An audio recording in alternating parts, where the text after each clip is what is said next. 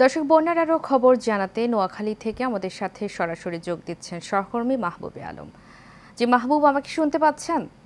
মাহবুব, বন্যার সর্বশেষ কি খবর রয়েছে আপনার কাছে, আমাদেরকে জানাবেন।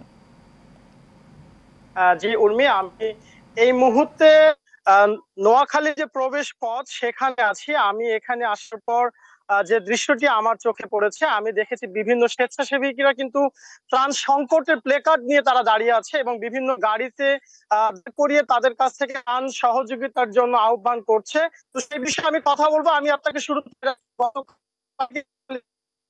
শুরু হয়েছে এবং যে জানিয়েছে আজকে পানির উচ্চতা আবার বেড়েছে।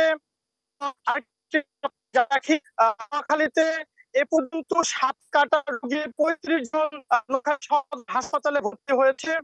সার্বিক ত্রাণ কার্যক্রম অব্যাহত রয়েছে। তবে আমরা যেটুকু জানতে পেরেছি, আসলে একটু কথা বলার পরে যা মেন রাস্তার সঙ্গে আছে তারা যেসব দুর্গম যেসব বিভিন্ন জায়গায় আজকে যেতে পারে না, আশা বাড়িতে আবদ্ধ